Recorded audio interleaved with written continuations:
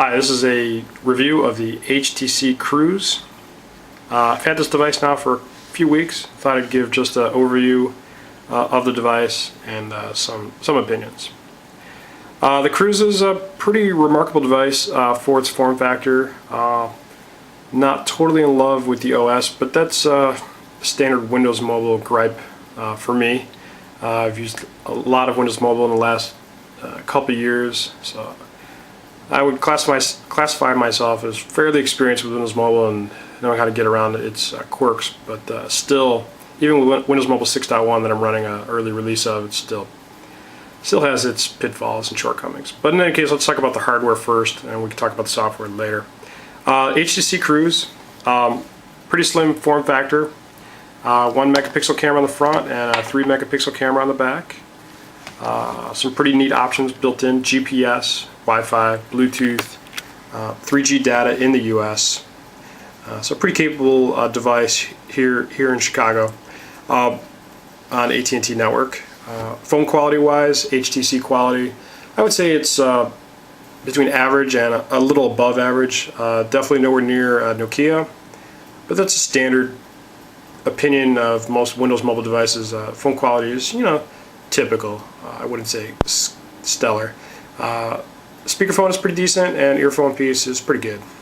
I haven't had any drop calls, and no one's been complaining about low mic pickup.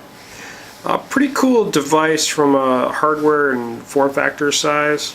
I can pull out a 8525 here, so we can kind of compare size differences here. So a little thinner than the 8525. Of course, there's no keyboard, so that's obviously going to be a huge deal breaker for some people. On the front here, we've got 4 touchpad keys,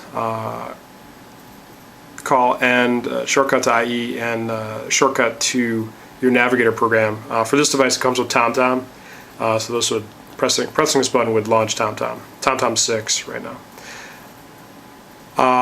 Also in the front here is kind of cool. They have a scroll wheel, which is active in all applications and the entire OS. So even through mail, I could just rotate through mail. In the middle there is an action button. Because this is a HTC Touch device, it also has the Cruise or the Cube touch enabled screen. That's kind of finicky and it's kind of difficult to do with this hand. Obviously, even showing it on video, it's still a little finicky how to get working. One more try and we'll see. Nope. But there is the HTC Cube in there, which is the shortcut launcher. I don't find it that useful. Really, I really don't even use it. I'm sure other Cube users kind of get into it and work their shortcut magic that way, but I find it more annoying and slow than anything else, more gimmicky. But in the phone, it's touch enabled throughout the OS as well, so if you're scrolling through email, you can literally just scroll down. The odd operation about the touchscreen is that you have to apply a considerable amount of pressure to the screen to enable touch.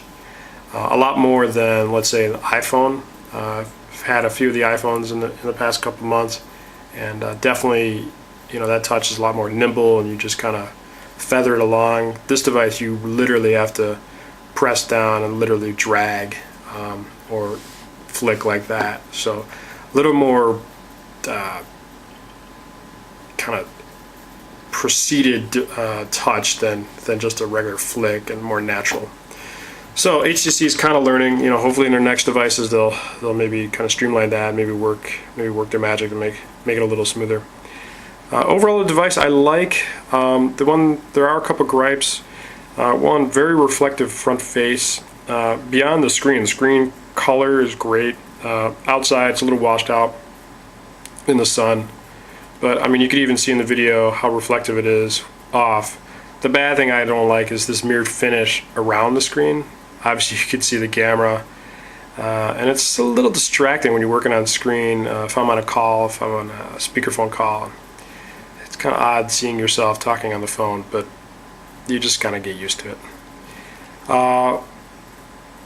Another great thing about the hardware is it's all rubberized on the back and sides. It's all one piece here. So in your hand, really solid. If your hands get sweaty, if it's hot in the area where you're talking, the phone just sticks to your hand. That's a really great design element from HTC. Kudos on that one from me on there. On the bottom there, the standard mini USB jack and mic and reset button. The phone, because it's Pocket PC Pro Edition, does come with a standard stylus.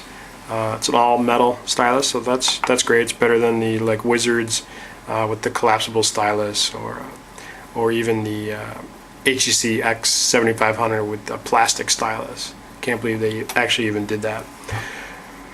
That's my quick review of the device today. What I'll do is post a more detailed, in-depth write-up of the device and its usability and some hacks that I've kind of came up with to make it a little more usable in the next couple days.